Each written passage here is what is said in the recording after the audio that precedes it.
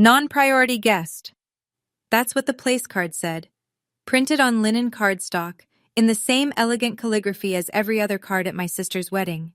200 guests milling through a grand ballroom, champagne flutes catching the light from crystal chandeliers, and I was standing by the seating chart holding the only card with a label beneath the name. My mother appeared at my elbow, smelled like Chanel No. 5, and whispered, "That means no seat at the family table, honey. Don't make a fuss." What my family didn't know was that the $10,000 check in the gift envelope wasn't just a present. It was 6 months of skipped lunches and secondhand coats.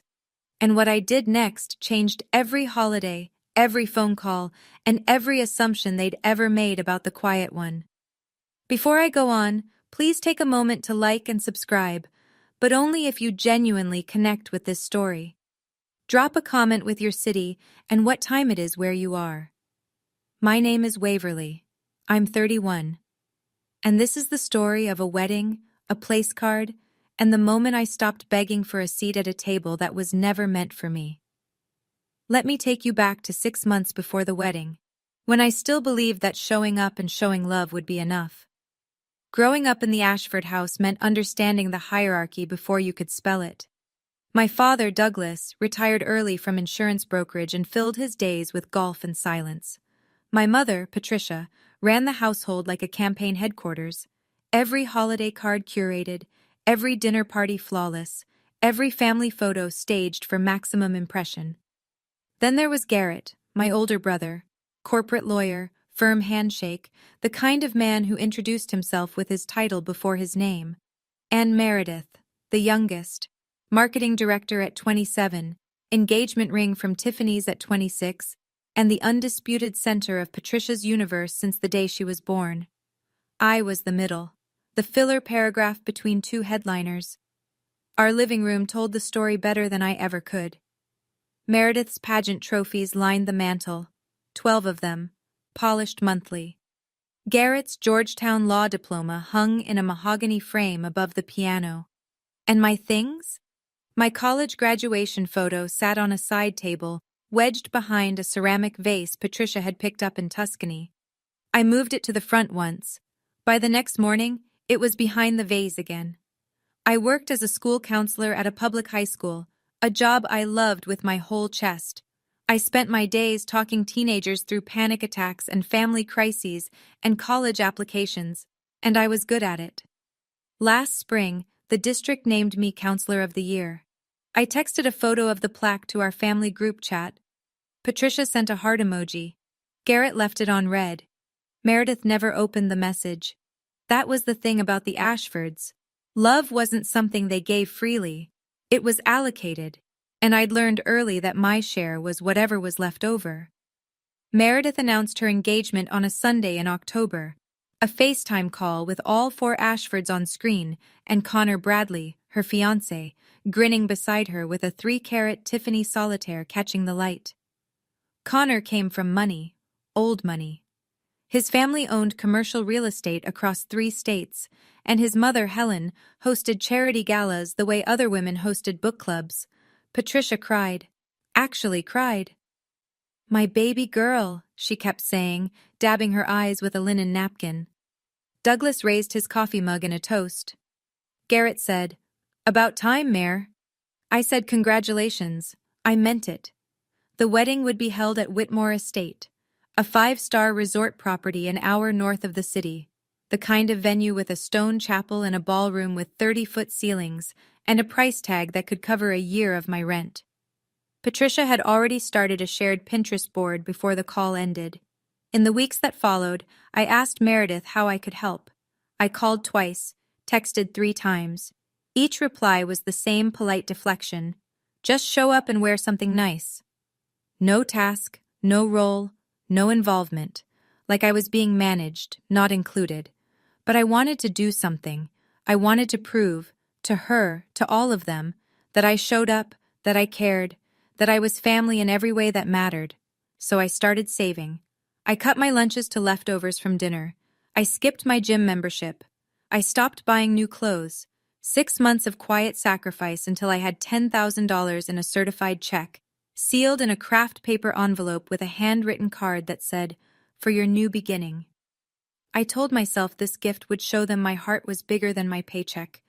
I was wrong about what it would show them. The bridal party was announced in February. A group photo on Meredith's Instagram with 6 women in matching silk chiffon blush dresses, $400 each, arms linked, champagne glasses raised. Her college roommate, her sorority sisters, 2 colleagues from the agency. Not one of them shared her last name. I saw the post before anyone told me, scrolled past it on my lunch break, sitting in my car in the school parking lot, holding a granola bar I'd packed to save money for that check. My thumb hovered over the comment section. I didn't type anything. That night I texted Meredith. Hey, saw the bridal party post. Looks beautiful. Was I considered for bridesmaid? 3 dots appeared, disappeared, appeared again. I wanted to keep it to my closest circle. You understand, right? Closest circle. Her sister wasn't in her closest circle. I called Patricia hoping for, I don't know, some indignation on my behalf maybe, some maternal instinct kicking in. Instead I got, "Don't make this about you, honey. Meredith has her reasons." She said it the way she always did, sweet enough to sound loving, firm enough to shut me down. So I swallowed it, told myself I was overreacting, told myself bridesmaids were just a formality, that what mattered was being there for my sister's day. The next week, Meredith posted fitting photos, the girls in their blush silk, giggling, Moet on a silver tray in the background. She tagged every single bridesmaid by name. I wasn't tagged, I wasn't mentioned, I wasn't in the frame. And somewhere in the back of my mind, a small voice whispered that the seating chart I'd glimpsed on Patricia's laptop didn't have my name at the family table. But I wasn't ready to hear it yet. I helped anyway. That's what people-pleasers do. We help even when nobody asks, and then we wonder why nobody thanks us. 3 weeks before the wedding, the custom napkin vendor shipped to the wrong address. Meredith was in a meeting. Patricia was at a hair appointment. Garrett didn't answer his phone. So I drove 2 hours round trip on a Wednesday evening after a full day of work. A day that included talking a sophomore down from a panic attack in the girls' bathroom and sitting through a 3-hour IEP meeting to pick up 400 monogrammed cocktail napkins from a warehouse in the next county. When I got to Patricia's house and carried the boxes inside, she was on FaceTime with Meredith. "Everything's handled, sweetheart. Don't you worry about a thing." She didn't mention me. Not to Meredith. Not to the caterer she called next. Not to Aunt Laura when she stopped by that weekend. The narrative was always the same. Meredith planned everything herself. A week later, Garrett called. "Hey, can you spot me 200 for the bachelor party? I'll get you back." I sent it through Venmo before I finished my morning coffee. He never paid me back. He never mentioned it again. That evening, I sat in my Honda Civic in Patricia's driveway after dropping off the final centerpiece samples, eating a $6 deli sandwich for dinner because I was saving every spare cent for that $10,000 check. Through the kitchen window, I could see Patricia and Meredith laughing over wine, flipping through a seating chart on a tablet. I went inside to say goodnight, glanced at the screen. My name wasn't at table 1. "Oh, that's not final yet," Patricia said, angling the tablet away. "Don't worry about it." I should have worried. The rehearsal dinner was held at a private dining room downtown, the kind of place with a 12-page wine list and waiters who introduced themselves by first name. I wore a charcoal sheath dress I'd bought on clearance at Nordstrom Rack. It was the nicest thing I owned. I arrived on time. The main table ran the length of the room. Douglas and Patricia on one end, Meredith and Connor on the other, Garrett and his girlfriend in the middle, flanked by Connor's parents and his brother. 12 seats, every one of them spoken for. I was directed to the overflow table, a 4-top near the kitchen door, alongside 2 of Patricia's tennis friends and a distant cousin's wife I'd met exactly once. "There weren't enough chairs at the main table," Patricia explained when I found her in the hallway. She straightened my collar like I was 12. "You understand, sweetie." At the main table, a sommelier was pouring Moet. At mine, the waiter set down a carafe of house wine. I watched them through the dinner. Patricia glowing, touching Meredith's arm. Garrett making Connor's brother laugh. Douglas quiet but present in a way he never seemed to be with me. At one point, Helen Bradley, Connor's mother, a silver-haired woman with a firm handshake and the kind of posture that suggested decades of knowing exactly who she was, leaned toward Patricia and said something I couldn't hear. Patricia laughed and waved a hand in my direction. "Oh, Waverly prefers quieter settings." I saw Helen glance at me, then at the overflow table, then back at Patricia. Her expression didn't change, but something in her eyes sharpened. And near the seating chart display, the wedding planner, a woman named Simone Reeves, caught my eye, held it for half a second, and looked away fast, like she wanted to say something but couldn't. 3 days before the wedding, my phone buzzed with a text from Meredith. "Hey, heads up. The dress code for family-adjacent guests is cocktail, not formal. Don't want you to feel overdressed." Family-adjacent. I read it 3 times. Family. Adjacent. Not family. Adjacent to family. Like a parking structure next to a building. Related by proximity, not by belonging. I'd already bought a navy formal dress, $180, which was more than I spent on clothes in a typical year. I'd picked it carefully, imagined standing beside my sister in photos, looking like I belonged in the same frame. "I'm your sister," I typed back. "Shouldn't I follow the family dress code?" The reply came fast. "Relax, it's just a label. Don't overthink it." Just a label. Everything about my place in this family was just a label. Don't overthink it. The Ashford motto for anyone who noticed the cracks. I messaged Garrett looking for some backup. He responded in seconds. "Just go with it. You know how Mir gets before events."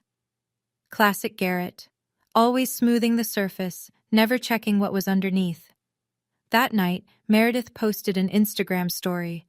Her bridesmaids at a fitting, draped in custom Marquesa silk, $1,200 per dress, laughing in a sunlit studio with exposed brick and fresh peonies on every surface. The caption read, "My girls." I screenshotted the family-adjacent text. Something in me, instinct maybe, or just years of pattern recognition, told me to keep it. I didn't know what for. I didn't know I was collecting evidence. I just knew that the word adjacent felt like a door closing, and I wanted proof it had ever been open. The morning of the wedding, I woke at 6. I ironed my cocktail dress, the one Meredith approved, packed the craft paper envelope with the $10,000 check into my handbag, and drove 50 minutes to Whitmore Estate, under a sky that couldn't decide between sun and clouds. The venue was staggering. Stone columns, manicured gardens, a fountain the size of my apartment's living room, valets in black vests, a string quartet warming up somewhere beyond the hedgerows. I walked to the bridal suite with a small arrangement of white roses I'd bought at a roadside stand. The door was guarded by a woman in a headset. "Bridal party only," she said. "I'm the bride's sister." She checked her clipboard, ran her finger down the list, checked again. "I'm sorry, you're not on the access list." I called Patricia. She picked up on the 4th ring, her voice airy and distracted. "Oh, honey. Meredith wants the suite just for her girls this morning. Go get yourself a coffee. It'll be fine." It'll be fine. The Ashford lullaby. So I sat in the resort lobby, alone, holding my roses and my envelope, surrounded by $500 floral arrangements and the scent of diptyque candles, and watched through a wall of windows as my family filed into the bridal suite without me. Patricia with garment bags, Garrett with a bottle of champagne, Douglas with his hands in his pockets, looking like he always did, present but absent. Simone Reeves, the wedding planner, walked through the lobby carrying a box of place cards.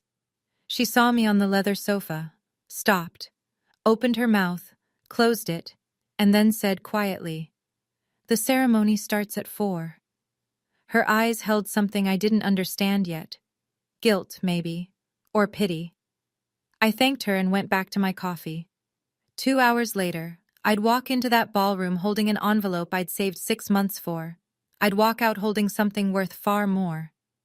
The ceremony was held in the estate's garden, white chairs arranged on manicured grass, an archway dripping with peonies and eucalyptus, 200 guests settling in under a canopy of old oaks.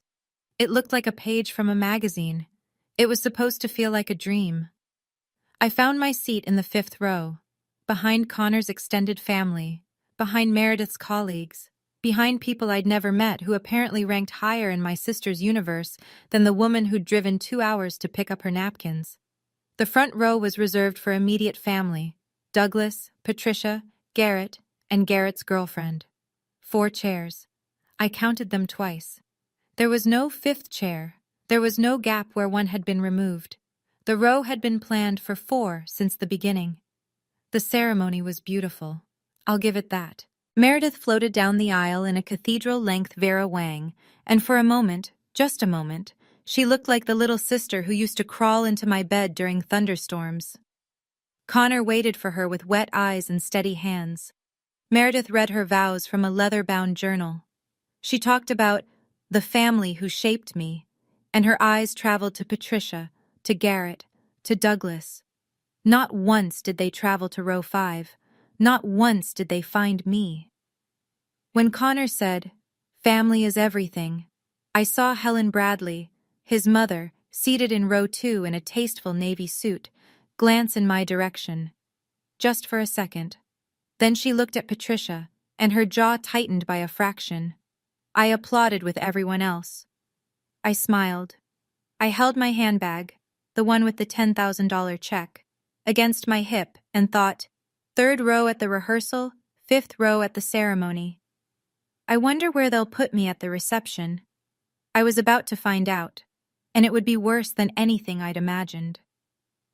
The reception was in the grand ballroom, 30-foot ceilings, 3 chandeliers, a wall of French doors opening onto a terrace lit with string lights.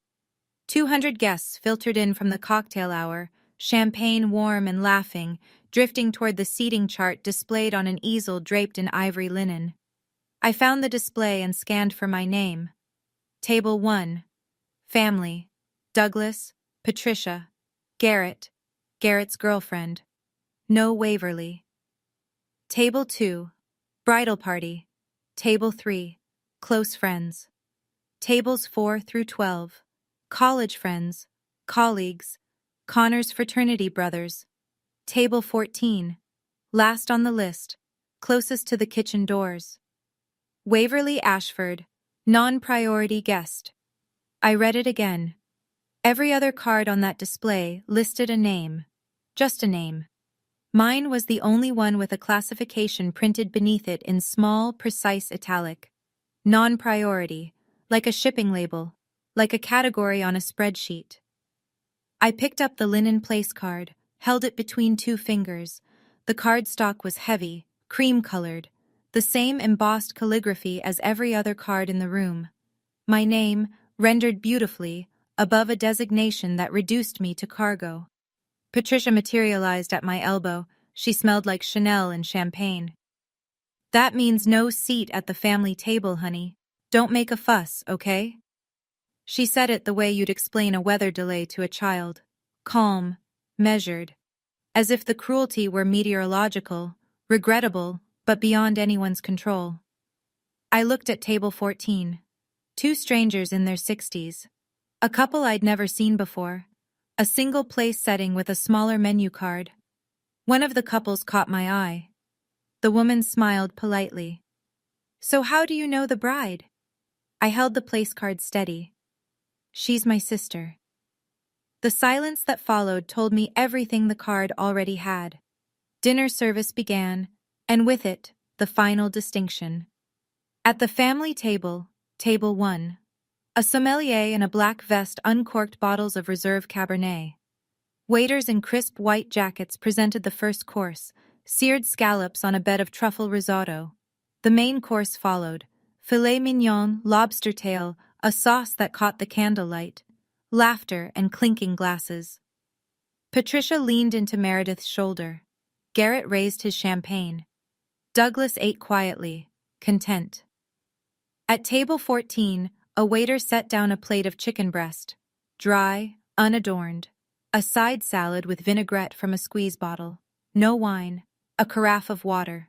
When I glanced at the menu card propped against the centerpiece, a modest arrangement, half the size of the peonies on the family table, it read, "Non-priority dining selection." I looked at the waiter. He was young, maybe 22, clearly uncomfortable. "Non-priority tables have a different menu package," he said. He couldn't meet my eyes. Package? Like I'd booked the economy option at a resort, except I hadn't booked anything. I'd been assigned. I looked across the ballroom at my family. Patricia was laughing at something Garrett said, her diamond brooch catching light from the chandelier. Meredith leaned against Connor, radiant, untouchable. The silk tablecloth at table 1 was ivory, the one beneath my plate was polyester. Nobody looked at table 14. Nobody checked on me. Nobody wondered where the bride's sister was sitting or why she was eating chicken while the family ate lobster. Except Helen Bradley. From table 2, I caught her watching. She said something quiet to Connor, who shrugged and said something back. She didn't look satisfied with the answer. I reached into my handbag and touched the craft paper envelope. 6 months. Skipped lunches. Secondhand everything. $10,000 for people who wouldn't spend a chair on me. I put down my fork. I knew what I had to do. I stood up from table 14, folded my napkin, once, twice, and placed it beside my untouched chicken. The couple across from me glanced up. I gave them a small nod and walked toward the gift table. It sat along the far wall of the ballroom, draped in white satin, stacked with boxes wrapped in silver and gold, envelopes of every size tucked between vases of white roses. I found my envelope immediately, craft paper among all that shimmer, plain and honest, the way I'd always been in this family. I picked it up, opened the flap, slid out the certified check, $10,000, made out to Meredith Ashford, and folded it twice, tucked it into the inside pocket of my jacket. A few guests near the table noticed. A woman with a champagne flute paused mid-sip. 2 men in suits turned their heads. Then I heard heels, quick, sharp, on the marble floor behind me. "What are you doing?" Patricia's whisper was a hiss. Her fingers closed around my wrist. I looked at her hand, then at her face. Then I reached into my handbag, pulled out the linen place card, and set it on the gift table where the envelope had been. "Since I'm just a courtesy," I said, "so is this." Patricia's mouth opened. Nothing came out. I turned and walked toward the ballroom doors. Heels steady on marble. No running. No tears. Shoulders back, the way I taught my students to carry themselves when the hallway felt too long and too loud. Behind me, the ballroom had gone quiet. 200 guests, and for the first time all evening, every single one of them was looking at table 14's empty chair. But I was already through the doors. The valet stand was 50 yards from the ballroom entrance. I made it halfway before the clicking started behind me. Heels on stone, fast and uneven, the sound of a woman running in a dress that wasn't designed for running. "Waverly, stop!" Meredith.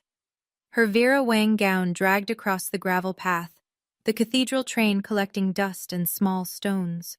Her face was flushed, her veil askew. Behind her, Patricia and Douglas emerged through the doors. Patricia speed-walking, Douglas trailing with his hands at his sides like a man who'd rather be anywhere else. Garrett stood in the doorway, champagne glass in hand, watching. "What the hell was that?" Meredith reached me, breathless. "You can't just take back a gift. You're embarrassing us." Patricia arrived next, one hand pressed against her Chanel brooch as if holding herself together. "Get back inside right now." "That's my wedding in there," Meredith's voice cracked. I opened my car door. A 2019 Honda Civic, parked between a BMW and a Mercedes, the cheapest thing in the lot, and turned to face them. "You labeled me non-priority at your wedding. You sat me next to strangers. You served me a different meal. You didn't want me in the bridal suite this morning." I kept my voice level. "The gift was the only thing about me you wanted, so you can understand why I'm taking it back." "You're overreacting," Patricia said. "Am I? Then tell me, whose idea was non-priority guest?" The parking lot went quiet. A valet pretended to check his phone. Patricia looked at Meredith. Meredith looked at the gravel. That's what I thought. I got in the car, pulled the door shut, started the engine. In the rearview mirror, Meredith standing in a $100,000 wedding dress streaked with dirt. Patricia shouting something I could no longer hear. And Garrett, still in the doorway, sipping champagne. I drove. At that point, I was sitting in my car in that parking lot, hands shaking on the steering wheel, and I kept thinking, was I wrong? Was I the one making a scene? Because that's what they'd trained me to believe for 31 years. Let me ask you this. If someone labeled you non-priority at your own sister's wedding, printed it on a card for everyone to see, would you have stayed? Or would you have done exactly what I did? Tell me in the comments. And if this story is hitting close to home, hit subscribe, because what happened next is where it gets real. I woke up the next morning to 47 unread messages and 12 missed calls. My apartment was quiet. One bedroom, clean, modest, a Trader Joe's mug on the counter, and grocery coupons pinned to the fridge with magnets I'd collected from school field trips. It wasn't glamorous, but it was mine, and on that morning, it felt like the only safe perimeter left. I scrolled through the messages the way you'd scroll through a car wreck. Patricia, 11:47 p.m. You ruined your sister's wedding. I hope you're happy. Garrett, 12:03 a.m. Really, Waverly? Over a seating chart? Call me. Aunt Laura, 7:14 a.m. Your mother is devastated. Please call her. Meredith hadn't texted. Meredith had posted an Instagram story at 1 a.m., a candlelit photo of her and Connor on the dance floor, captioned, "Nothing could ruin this night." The subtext was louder than the music. I sat at my kitchen table with the certified check in front of me. $10,000. My emergency fund, my safety net, the money I'd saved by eating peanut butter sandwiches and skipping every small pleasure for half a year. I'd almost given it away to a sister who couldn't give me a chair. The doubt crept in the way it always did. Quiet, familiar, wearing my mother's voice. Maybe I did overreact. Maybe I should have stayed at table 14, eaten my chicken, smiled through the toasts, and driven home in silence like I'd done at every Ashford event for 31 years. My phone buzzed again. Unknown number. A text. Hi Waverly, this is Simone Reeves, the wedding planner. I'm sorry about last night. It wasn't my call. If you ever want to talk, here's my number. I stared at the message for a long time. Then I set the phone face down and went to make coffee. The hardest part of leaving wasn't the walking out. It was waking up and wondering if I'd just detonated the only family I had. Garrett called on Tuesday evening, 3 days after the wedding. His voice had that careful, modulated quality he used in depositions, calm, reasonable, designed to make the other person feel like the irrational one. Hey, let's talk like adults. I'm not taking sides here. He was always not taking sides. Garrett's neutrality was a magic trick. It looked fair from every angle and somehow always landed in his favor. Mom's a mess, he said. Meredith cried the entire first night of her honeymoon. You really hurt them, Wave. They hurt me first. They labeled me. It's a seating chart. He said it the way you'd say it's just a game to a child who lost. Gentle, patronizing, final. It's not that deep. Then why was I the only guest with a classification on my place card? Pause. I heard highway noise in the background. He was calling from his BMW, probably on his commute, fitting this conversation between a client call and a podcast episode. Look, he said, shifting gears, literally and rhetorically. What if you just send the check to Meredith with a nice note, an olive branch? Then we can all move past this at Thanksgiving. There it was, the real ask, dressed up as diplomacy. Move past what, exactly? The fact that my own family classified me as non-priority? Waverly? Did you know about the seating arrangement before the wedding, Garrett? Silence. 3 seconds. 4. That's not the point. Which meant, yes. An olive branch only works when both sides stop swinging, I said. His voice dropped the warmth. Fine, be stubborn, but don't come crying when you're alone at Thanksgiving. He hung up. I sat in my living room, phone in my lap, and thought, I've been alone at Thanksgiving my whole life. I just didn't have the empty chair to prove it until now. Patricia called on FaceTime. Her eyes were swollen, red-rimmed, damp, the full performance. Behind her, the redecorated living room gleamed, fresh-cut hydrangeas in a Waterford crystal vase, throw pillows arranged with surgical precision, image and substance living in separate zip codes. I didn't sleep all night, she said. Your father's blood pressure is up. This is what you've done to us. Every sentence was an arrow aimed at the softest part of me, the part that still wanted to be a good daughter, the part that had spent 31 years trying to earn a spot at the table by being quiet and useful and small. Meredith's honeymoon is supposed to start tomorrow and she can't even enjoy it because of you. The seating arrangement wasn't my choice, Mom. That money was meant for their future, Waverly. You're punishing your sister over a silly misunderstanding. A misunderstanding? You told me to my face that I didn't have a seat at the family table. I was trying to manage the situation. There were so many guests, 200 guests, and I was the only one labeled non-priority. Her expression shifted. The wounded mother mask slipped, and underneath it was something harder, something I'd seen in glimpses my whole life, but never had the courage to name. You know what? Patricia's voice went flat. Maybe if you'd done more with your life, people would treat you differently. The words landed like a closed fist. Not because they were true, but because she'd finally said out loud what she'd been whispering through every overlooked photo, every skipped invitation, every, don't make this about you. The quiet part, spoken. I ended the call without responding, set my phone on the counter, pressed my palms flat against the kitchen tile and breathed. Something shifted inside me then, not anger, not sadness, something quieter, something final. That night, I pulled out every family photo album I had.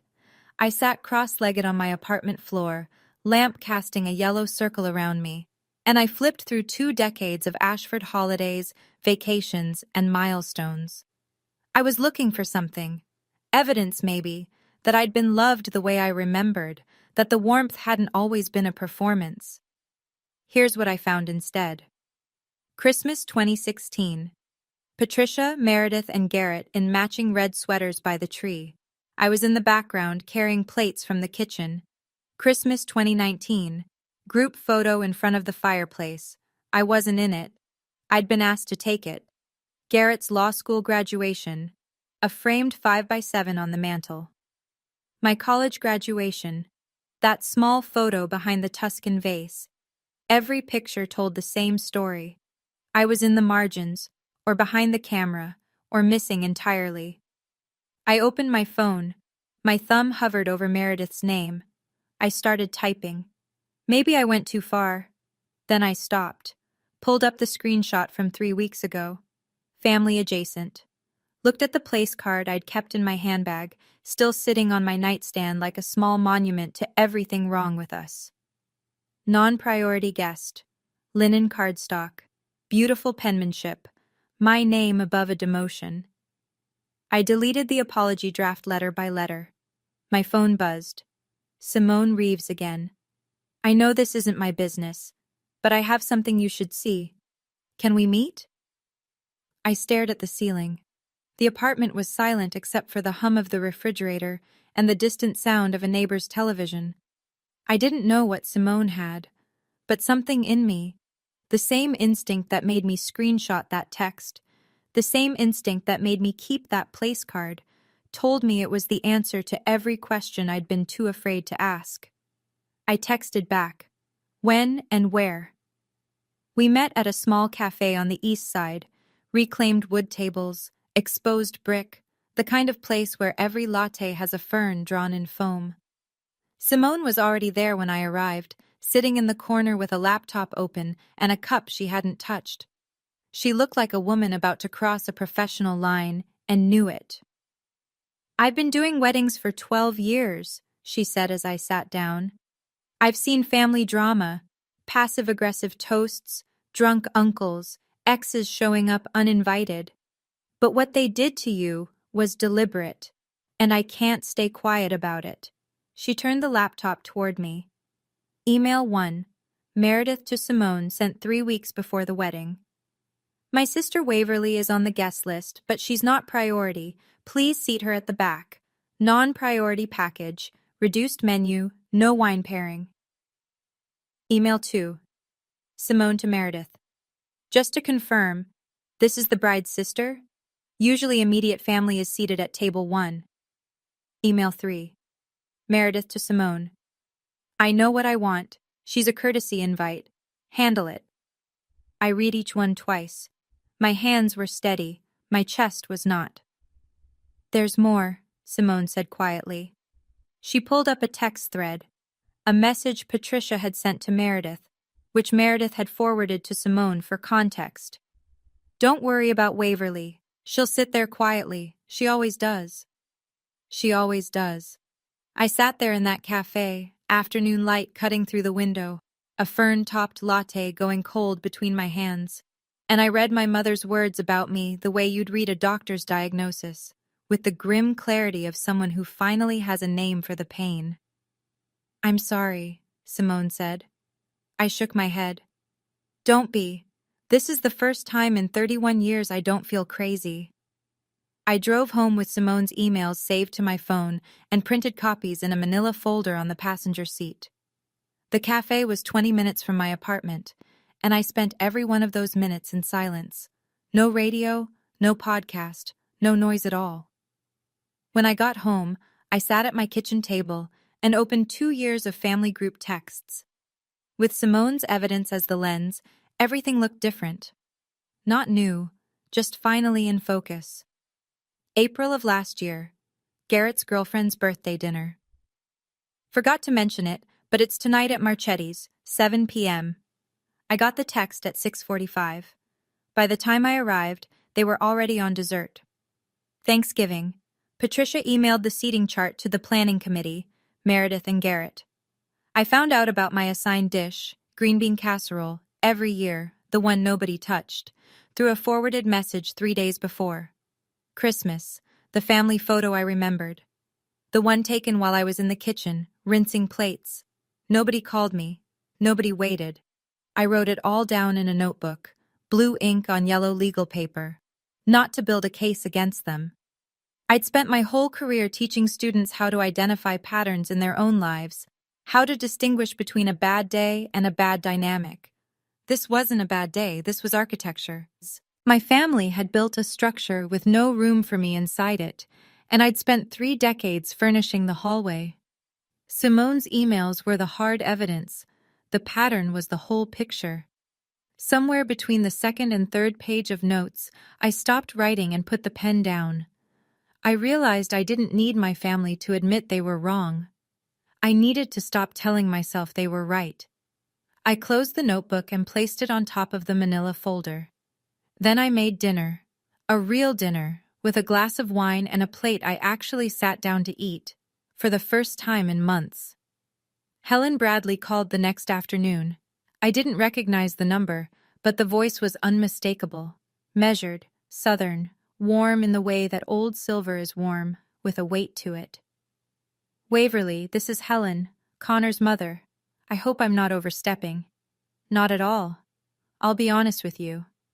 She paused, and I heard the creak of a chair. Her sunroom, maybe, the one Connor had mentioned once, full of orchids and natural light. I saw what happened at the reception, and it's been sitting with me ever since. She told me what she'd witnessed, how she'd asked Patricia at the rehearsal dinner why I was at the overflow table, how Patricia had said I preferred quiet settings, how Helen had watched me at table 14 during the reception and known, the way any mother would know, that something was deeply wrong. "And after you left," Helen continued, "I asked Connor. He told me Meredith said it was a mix-up, a miscommunication with the planner. It wasn't. I know that now. Connor confronted Meredith about it after the honeymoon. She told him you chose that table. I closed my eyes. Even after everything, the lie still stung. A fresh coat of paint on an old wound. Connor doesn't know who to believe, Helen said carefully. But I raised my boy to value honesty. And if your sister lied to him about something this straightforward, I worry about what else she might not be telling him. The silence between us held something I hadn't expected from a stranger: solidarity. You don't owe anyone an apology for refusing to be invisible, sweetheart. I thanked her, meant it more than she knew. After we hung up, I sat with the phone in my lap and realized something had shifted. I wasn't alone anymore. The truth had witnesses now. I laid everything out on my kitchen table like a counselor building a case file.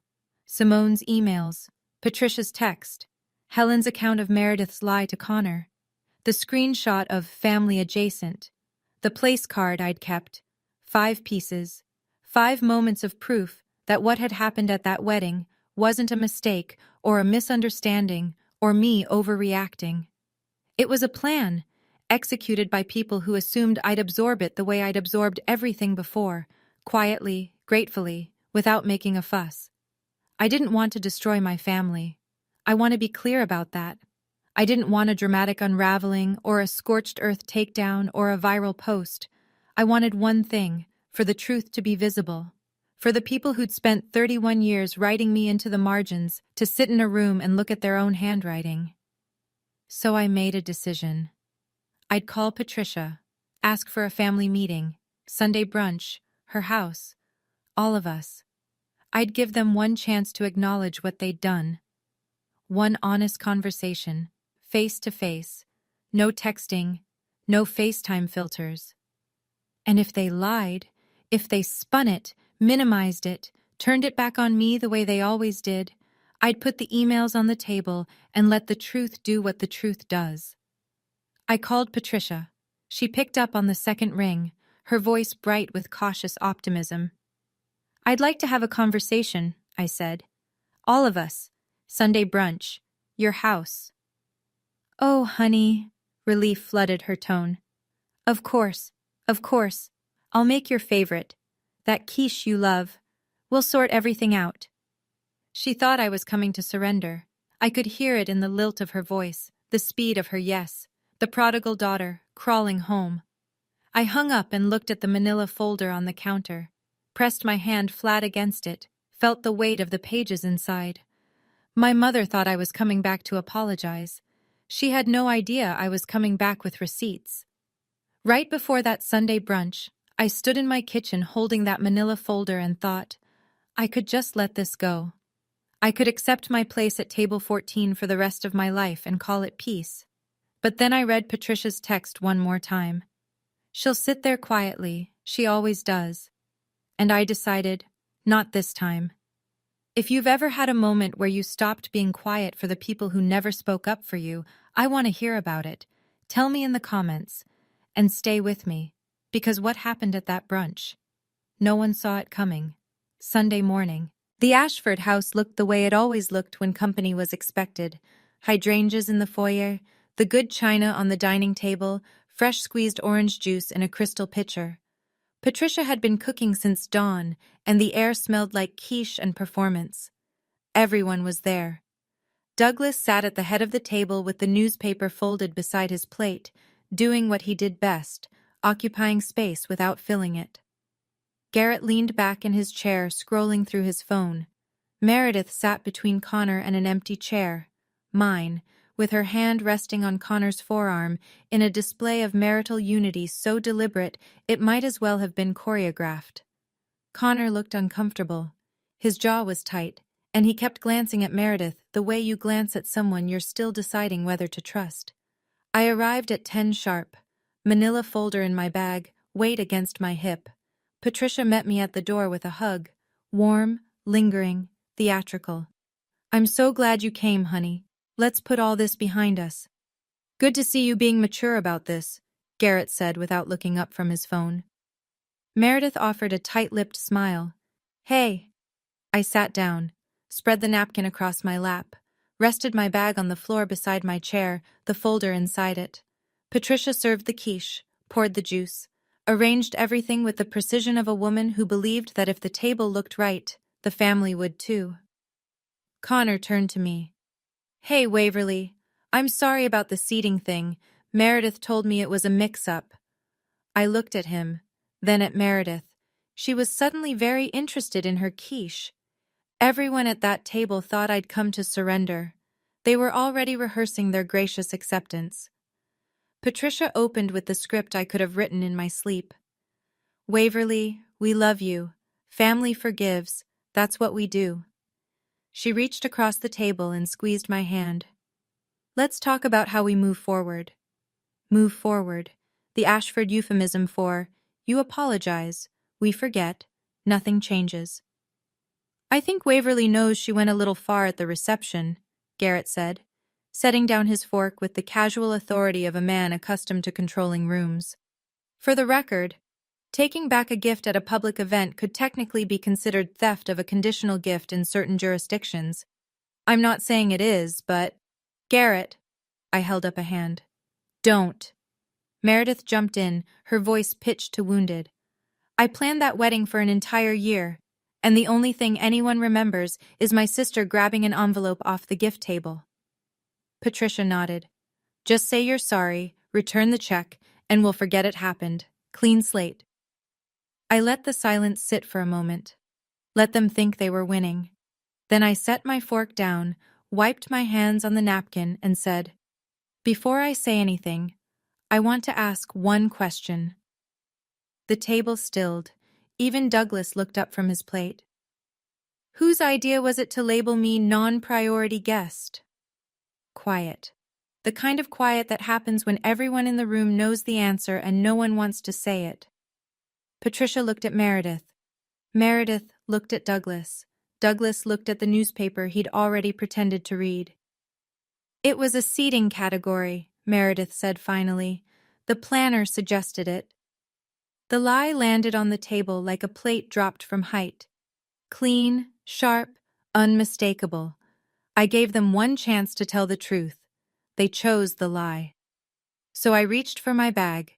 I opened the manila folder and placed 3 printed pages on the table, one at a time, between the quiche platter and the crystal pitcher. The first page, Meredith's email to Simone Reeves, sent 3 weeks before the wedding. "My sister Waverly is on the guest list, but she's not priority. Non-priority package, reduced menu, no wine pairing." And then, when Simone asked for clarification, "She's a courtesy invite. Handle it." The second page, Simone's reply. "Just to confirm, this is the bride's sister?" And Meredith's response, "I know what I want." The third page, the text message from Patricia to Meredith, forwarded to Simone for context. 6 words. "She'll sit there quietly. She always does." I didn't raise my voice. I didn't stand up. I just said, "The planner didn't suggest it, Meredith. You instructed her. And Mom, you co-signed it." Meredith's face went white. Patricia's hand froze in the air, her coffee cup suspended between the saucer and her lips. Connor reached across the table and picked up the first page. "Read it." Turned to the second. His jaw clenched so hard I could see the muscle jump. "You told me it was a mix-up," he said to Meredith. His voice was low and controlled, but the edges were fraying. "It was. These emails are out of context. The context is right here."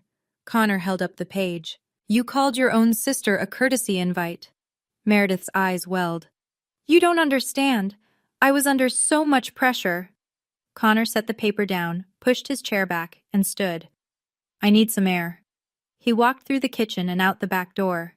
The screen door slapped shut behind him. Meredith stared at the empty chair. Garrett scrambling. "Where did you even get these? This is a breach of—" "It's an email from a vendor your sister hired," I said. "There's no breach, just the truth." Patricia was the first to try to rebuild the wall. "Those emails don't mean what you think. I was just trying to manage—" "Manage what?" I said. "Me? You managed me into table 14 with a different menu, next to people who didn't know I was the bride's sister." It wasn't like that. Meredith wanted a certain aesthetic for the evening and Douglas's voice cut through. Quiet, tired, but present, fully present, for the first time in years. Patricia, is this true? She turned to him, flustered. Of course not. Well, not like that. Not the way she's making it sound. You wrote, she'll sit there quietly. I can see the text right here. Meredith broke. Not gracefully, desperately. It wasn't supposed to be a big deal. She was going to sit there for 2 hours and go home like she always does. Nobody was supposed to notice. That sentence. Every head at the table turned toward her. Even Garrett stopped chewing. Meredith had just confirmed everything. The planning, the deliberateness, the assumption that I would absorb it silently. Not a misunderstanding, not a vendor error. A calculated decision built on the certainty that I wouldn't fight back. Through the screen door, I could see Connor on the patio. He'd heard every word. His face, lit by the morning sun, was stone. Garrett tried one last pivot. Everyone just calm down. This is getting blown out of proportion, I said. That's what you told me on the phone. It's your only line, Garrett. He opened his mouth, closed it. Enough. I pushed my chair back and stood. The quiche sat in the center of the table, untouched now. A napkin had fallen to the floor. Patricia's crystal juice pitcher cast a prism of light across the printed emails, across my mother's own words, across the debris of a family that had never been as beautiful as it arranged itself to look. I stood at the head of that table, my mother's good china beneath my fingertips, and I looked at each of them in turn. Patricia, mascara starting to track. Meredith, staring at Connor's empty chair. Garrett, jaw tight, phone forgotten. Douglas, hands folded, eyes on me, finally, fully, on me. I'm not here to punish anyone, I said. I'm here because I needed you to see what you did. Not through my tears, through your own words. Nobody spoke. I'm keeping the check, not because I need the money, but because it was never just a gift. It was 6 months of my life, saved by a woman who skipped lunches and wore last year's coat, for people who wouldn't save her a chair. Patricia made a sound, something between a gasp and a word. I'm going home now, and I need you to hear this. I took a breath. I love you, but I won't sit at table 14 again. Not at Thanksgiving, not at Christmas, not anywhere. Waverly, please, Meredith whispered. If you want me in your life, it'll be because you want me, not because you need what I bring to the gift table. I picked up the manila folder, put it in my bag, and walked toward the front door. Down the hallway, past the framed photos, Meredith's pageant trophies, Garrett's diploma. And there, half hidden behind the Tuscan vase, my small graduation picture. I didn't touch it. I didn't need to. I opened the front door and stepped onto the porch. Behind me, Patricia was crying. Real tears or rehearsed ones, I couldn't tell anymore. And that was the point. When you can't tell the difference between your mother's grief and her performance, it's time to stop being the audience. I drove home in silence, and for the first time, the silence didn't feel like loneliness. It felt like space. The truth moves faster than spin. I learned that in the week after the brunch. Helen Bradley called me Monday evening. Connor had told her everything, the emails, Meredith's outburst, the lie about the seating being a mix-up. Helen was, in her own southern way, livid. I shared the situation with our family at Sunday dinner, she said. Not gossip. Helen didn't gossip, she informed. The Bradleys value integrity above all else, and if a woman treats her own sister like surplus inventory, it raises questions about how she'll treat a marriage. Word spread through the Bradley network the way truth always does, steadily, irreversibly, without volume but with weight. Connor's brother called Meredith cold. Connor's father stopped returning Patricia's calls. The honeymoon was canceled, or postponed, as Meredith told Instagram, just rescheduling for something even better. But the silence on Connor's account told the real story. On the Ashford side, the fractures were spreading too. Aunt Laura, Patricia's own sister, called me that Wednesday. She'd heard Patricia's version first, then mine, then Simone's emails, which I'd shared with her permission. I always knew Patricia played favorites, Laura said quietly. I just never said it out loud. Then she told me something that made my stomach drop. Patricia had been calling extended family all week with a different narrative. Waverly had psychological issues. Waverly refused to participate in the wedding. Waverly was unstable. My mother wasn't just spinning the story, she was rewriting me. But the emails existed. Simone existed. Helen existed. And one by one, the relatives Patricia called started calling me, not with accusations, but with apologies. I should have seen it sooner. I should have said something. I'm sorry.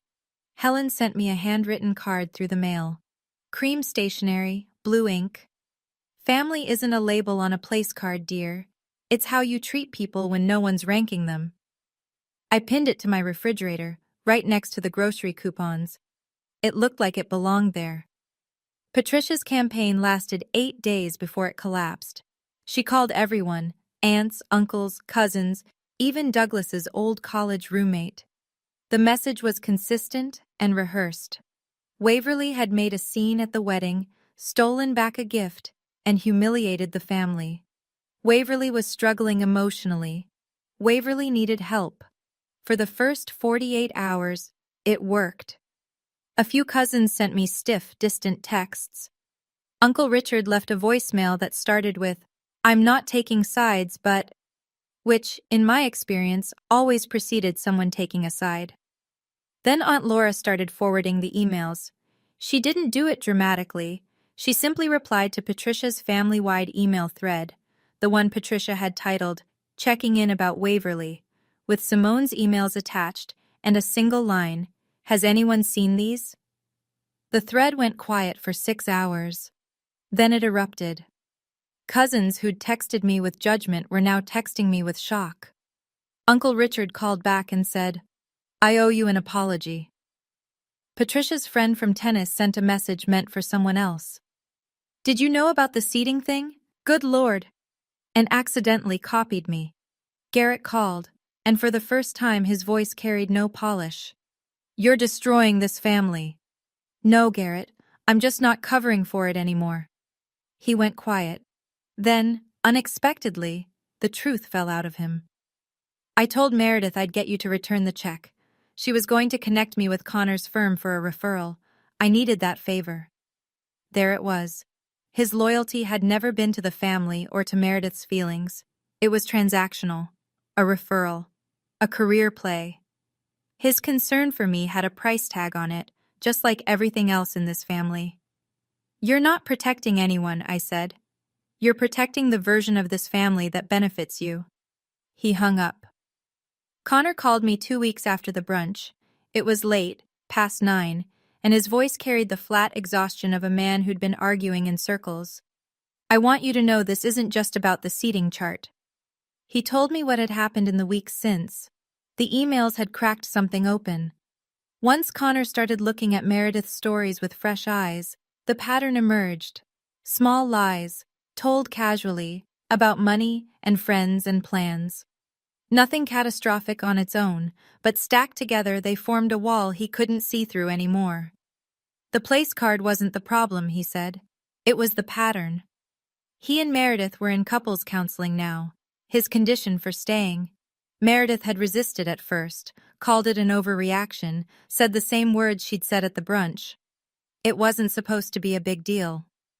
The therapist apparently had not agreed. 3 days later, Meredith called me. Her voice was different, stripped of the polish, the performative confidence, but it wasn't yet the voice of someone who understood. "Connor's making me do therapy because of what you did."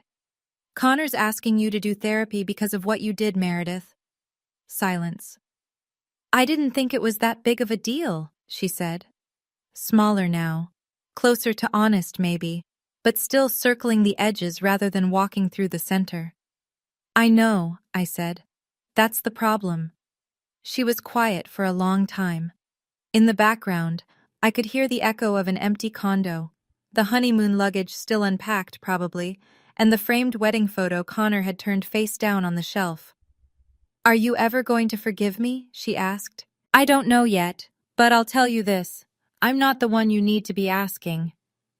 The letter arrived on a Thursday, no return address, but I recognized the handwriting. Douglas's tight, careful print, the kind that comes from a man who measures his words because he's spent a lifetime not using enough of them. It was written on yellow legal pad paper, in black ink. Not typed, not emailed. Handwritten, because, as he explained in the second paragraph, email felt too easy for what I need to say. He didn't make excuses. He said he'd seen the seating chart on Patricia's laptop before the wedding and asked about it. Patricia told him it wasn't finalized. He chose to believe her because believing her was easier than fighting.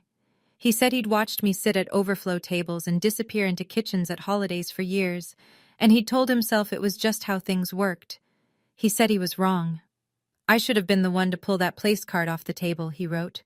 "I'm sorry I made you do it yourself." He didn't ask for forgiveness. He didn't promise that everything would change overnight. But at the bottom of the second page, in handwriting that shook slightly at the edges, he wrote that he'd started seeing a counselor on his own. Not because anyone asked him to, because he'd realized that 30 years of silence wasn't neutrality. It was failure. I cried reading that letter, first time since the wedding. I sat on my couch with yellow legal paper in my hands and let myself feel the full weight of it. The grief of a daughter who'd always known her father saw her, and the grief of understanding that seeing wasn't enough. Not without the courage to speak. I didn't reply right away. I needed time. But I didn't throw the letter away either. I folded it carefully and placed it in my nightstand drawer, beside the place card. Some things you keep because they hurt, and some things you keep because they're the first honest thing you've received in years. 3 months passed. The world didn't end. That surprised me more than it should have. My apartment, the one bedroom with the coupons on the fridge and the Trader Joe's mug, started to feel different. Not bigger, just warmer. Like something in the walls had relaxed once I stopped carrying the tension of a family that didn't know how to hold me. I deposited the $10,000 check into a savings account. Not a revenge fund, an emergency fund. A promise I made to myself that I would never again be in a position where I needed my family's approval to feel safe. At work, the principal called me into her office in October. The district had approved a new position, head counselor. She offered it to me first. I took it, and the irony wasn't lost on me. I'd spent my career teaching teenagers how to set boundaries, how to recognize unhealthy patterns, how to stop shrinking themselves to fit spaces that were never built for them. It just took me 31 years to take my own advice. I went no contact with Patricia and Meredith, not a dramatic declaration. I didn't block them or send a manifesto. I just stopped answering. The door wasn't locked. It was just closed. Garrett called once. A formal apology. The words right, the tone hollow. He'd heard from Aunt Laura that the extended family was distancing from Patricia, and suddenly remorse became convenient. I thanked him, kept it short. Douglas, I saw once. We met for coffee at a diner near his house. Just the two of us, no Patricia, no script. The conversation was hard, lots of silence. But the silence was different from before. It was the silence of two people trying, not two people avoiding. Helen Bradley invited me to Thanksgiving. "You'll always have a seat at our table," she said. I hadn't decided yet, but I noticed the word she used. Seat. Not label, not category. Seat. I bought myself a thin silver bracelet that week. Had one word engraved on the inside. Enough. It wasn't expensive. It wasn't a brand anyone would recognize. But I chose it for myself, and that made it the most valuable thing I owned. There's a bench in the park near my school, under a sycamore tree that drops leaves the size of dinner plates every October. I'd been eating my lunch there since I started the job, 5 years of sandwiches and silence, and watching kids throw footballs on the grass. On a Friday afternoon in late October, I sat on that bench and opened my phone to the drafts folder. The unsent message to Meredith was still there, the one I'd started typing the night I almost caved. Maybe I went too far. I selected it, deleted it, watched the cursor blink in the empty field, then closed the app. I didn't feel anger, didn't feel triumph. I felt the clean, quiet relief of someone who'd put down a bag they'd been carrying so long they'd forgotten it had weight. I spent a long time sitting there, watching a family, mother, father, 2 kids, set up a picnic on the grass nearby. They bickered about where to spread the blanket. The dad burned his tongue on soup from a thermos. The little girl spilled apple juice on her brother's shoe, and everybody laughed. It was imperfect and ordinary, and nobody at that picnic was earning their seat. My phone buzzed. Simone Reeves. Hope you're doing well. My newest client's family just called about seating arrangements for a winter wedding. I told them every guest gets the same table setting, the same menu, period, no categories. Thought you'd want to know.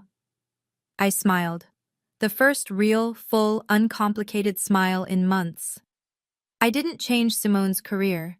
She changed her own. But maybe what happened to me, what I refused to accept, gave her a reason to draw a line she hadn't drawn before. Ripple effects. You never know which stone starts them. I closed my phone, tilted my face up toward the sycamore, and breathed. I keep the place card in my desk drawer at home. Bottom left, beneath a stack of old lesson plans and a broken stapler I keep meaning to replace. I pulled it out last night, held it under the desk lamp and looked at it the way you'd look at an old scar, not with pain, but with the strange respect you develop for the things that changed you. Linen cardstock, cream-colored, elegant calligraphy, the same hand that wrote every other place card at that wedding. Waverly Ashford. And beneath it, in smaller italic, non-priority guest. Beautiful production quality, impeccable presentation. The Ashfords always knew how to make cruelty look expensive. I didn't tear it up, didn't burn it. I slid it into a journal I keep on my bookshelf, a slim, leather-bound thing I bought myself last month, and used it as a bookmark. Page 1. Chapter 1. This card was meant to tell me my place. Instead, it marks the moment I chose to leave it. If you've made it this far, and somewhere in your life there's a table 14, a place card with your name on it, and a label underneath that tells you you're less than, you're extra, you're non-priority. I want you to know something. You are not non-priority. You never were. And the people who made you believe that? They weren't labeling your worth. They were revealing their own. I closed the journal and set it on the shelf. Next to it, in a simple black frame, hung my Counselor of the Year plaque. Not on a mantelpiece behind a vase, not half hidden in a hallway. Front and center, in my own home, on my own wall. My name is Waverly Ashford. I'm 31 years old, and I am nobody's courtesy. So now I want to ask you, if you were in my shoes, if your own family handed you a place card that said you didn't belong, which would you choose? Would you stay and smile? Or would you walk away with your self-respect? Drop your answer in the comments. I read every single one. And if this story made you feel something, if it made you think about your own table 14, then I think you'll connect with the next story too. Check the description for the link. Thank you for being here. It means more than any place card ever could.